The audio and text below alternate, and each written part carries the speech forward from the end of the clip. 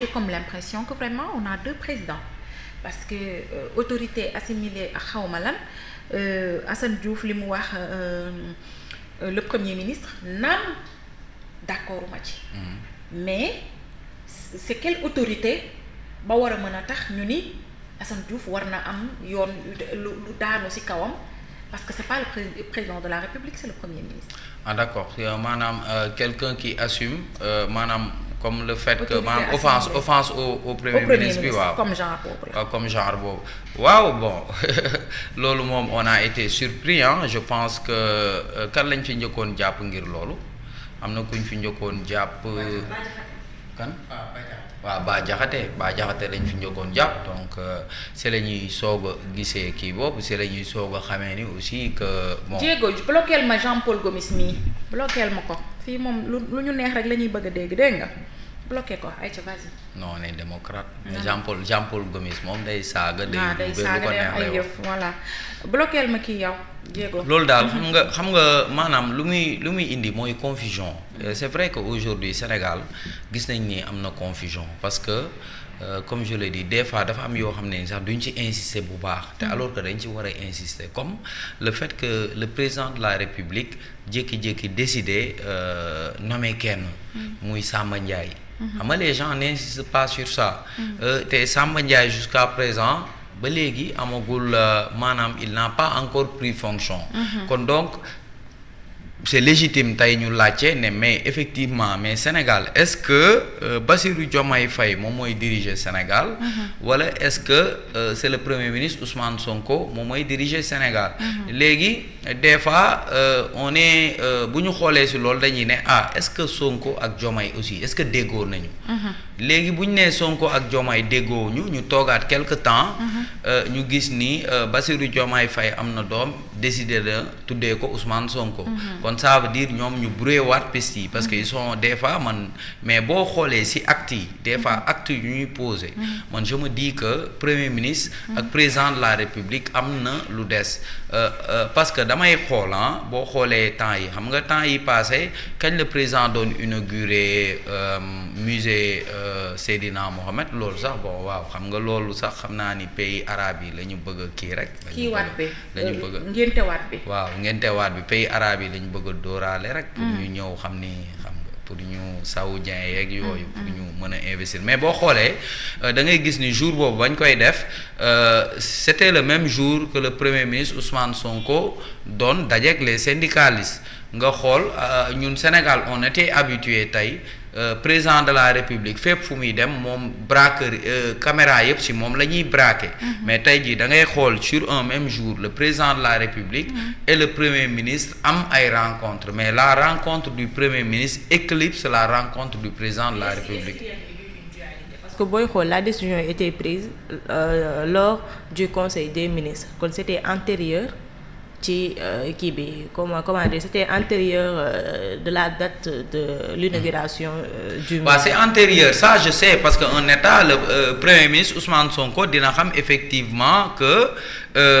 Diomaye dina dem fii ma comprendre yow actes yi ñuy poser day waaw man actes yi ñuy poser xam nga maanaam yow on n'était pas habitué à ça on n'était pas habitué tey jii par exemple ci les régimes précédents tey président fépp fu mu doon génn quand même mooy ëpp envergure moom la ñuy gën a mettre à la une des journaux moom la ñuy gën a mettre en avant mais et aussi pour nga gisoon tey ñu ne la président de la République am na benn rencontre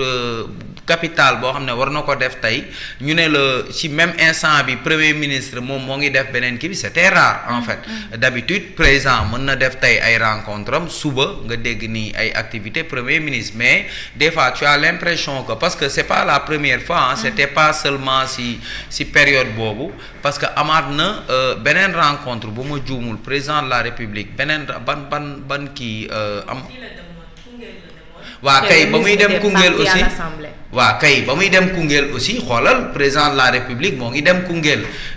di nekk ci projet yoo xam ne c'était par rapport à l'agriculture, c'était par rapport à l'eau, l'agriculture, l'élevage, tout ça te c'était un projet tellement important mais da ngay gis ni là aussi les braqueurs étaient sur le premier ministre. Donc le premier ministre man dama jàpp ni quand on est un premier ministre boo xam ne nii c'est vrai que yow tu attires l'opinion par rapport à beaucoup de choses léegi des fois quand le chef de l'État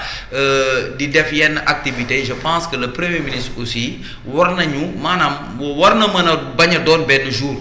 war nañ ko mën a décaler comme tey. loolu est-ce que am na problème aussi man loolu amul problème man la grande question c'est statut le premier ministre ba war a mën a ñu mën a jàpp nit ci parce que il l'a offensé man foofu laa bëgg nga kii fa mais seen date de kii ak yooyu. nag dëgg nag. non mais je pense que aussi pour man c'est pas important. non mais si c'est important d'après moi c'est important. mais il n'y a même pas une dualité au sommet de l'État loolu moom c'est ancré dans la tête des Sénégalais. Ousmane Sonko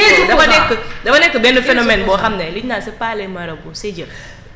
moom noonu la Ousmane Sonko moo nit koo xam ne même bu génnoon fii en short ak sous-vêtements sax les gens vont parler. mais quand même je pense que tey c'est important que président de la République bu fekkee c'est que bal la yow ñëpp xëy di wax ci bal boobu. non mais dafa am ay projets yoo xam ne ay projets d'envergure yoo xam ne président de la République tey bu ci nekkee je pense que projet yooyu. Même le premier ministre sax bu fekkee ni le premier ministre moom il est aussi médiatisé quand même je pense que moom dafa war a ñëw sax gën a communiquer ci loolu. man au contraire Omar xam nga lan laa RTS. kon di nga xamante ni les actions du gouvernement et du président de la République sont médiatisées surtout très médiatisées. waaw elles sont seulement que nag sites yu mel ni ñun mel ni yeneen sites yi ci dëkk bi ñoom la xam nga ñun on est toujours en contact ak suñuy téléphone loolu la ñuy ancré ak li nga xam ne mooy revueur de presse yi li ñuy wax li ñuy gën a fësal li ñuy wax mais les actions du gouvernement sont mises en exergue ci. mais tey ci en exergue mais tey xam nga le soleil ñaata nit ñoo koy déglu mais xam nga fan laay waxee xam nga tey quand on dit que le premier ministre Ousmane Sonko day dem Assemblée nationale day dem répondre ay questions actualité si ban contexte mooy contexte boo xam ne on a publié le rapport de la Cour des comptes donc premier ministre war a dem représentation nationale wax ak ñoom ci rapport Cour des comptes loolu ñëpp xam nañ ni loolu demain c'est ce qui va faire la une des journaux alors que je pense que te loolu c'est politique quoi c'est pas Diomaye fu mu demoon c'était plus important pour man parce que c'était un projet boo xam ne c'est par rapport à l'eau c'est par maanaam waroon na gën a am une médiatisation léegi nag pour éviter que aujourd'hui des fois le premier ministre fasse de l'ombre parce que moi j'estime que des fois bu fekkee ni ñoom ñaar dañu am benn activité benn jour le premier ministre il va faire de l'ombre au président de la République alors le premier ministre il est plutôt politique bon man noonu laa ko xalaatee li mu wax comprendre naa ko de xam nga sax la ñu waroon def le président devait plus miser sur comme Ousmane Sonko il est très populaire lu mu wax nit yi wax soo loolu moom damay jouer ci popularité Ousmane Sonko yii Omar di wax que ni c'est important. non il a parce que projet yooyu mais projet c'est son premier ministre il n'en a pas besoin aussi moom il va vers l'essentiel xam nga am na un jour je pense yàgg naa li may wax nii moom mi sëriñ moo fi waxoon daal di kenn ku ci nekk ci ñoom dafa am loo xamante ne moom lañ la dénk gis nga premier ministre les actions du gouvernement moom moo koy contrôler l'administration entre autres tey dem nañ ba nga xamante ni sénégalais buy kaas sax danaan maa ngi interpeller Ousmane Sonko maa ngi interpeller Bassirou Diomaye Faye gëj nga ko dégg yàgg na te li nga koy dégg sax bariwul c'est que au fait c'est ça Omar moo tax. waaw day mel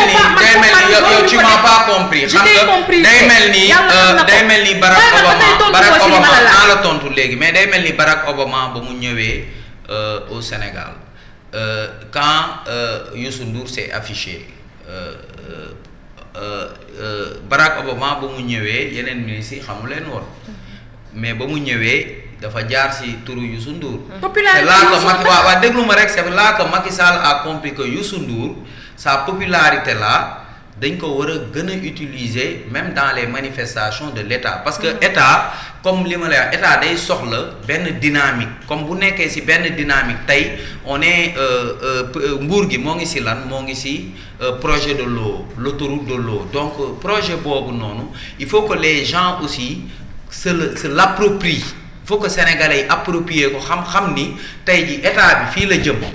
par rapport au kii de l'eau donc lan moo ànd ak moom c'est l'élevage c'est l'agriculture donc je pense que aujourd'hui tey bu fekkee ni un projet aussi important la plupart des sénégalais tey boo leen laajoon projet boobu à quoi ça consiste mënu lu ñu ko wax mais boo leen laajee tey premier ministre Ousmane Sonko lan la doon werante ci assemblée nationale bi ñu nettali ko donc je pense que des fois dafa am ay kii yoo xam ne c'est plus important que le fait d'aller à l'Assemblée nationale di xool ak député yi te loolu noonu le premier ministre moom il doit savoir ça que tey des fois quand ils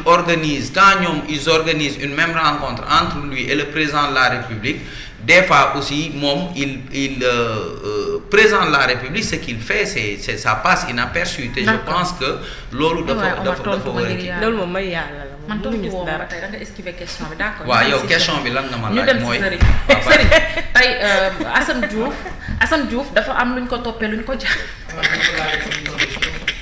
amal nee na lan nga ma laaj.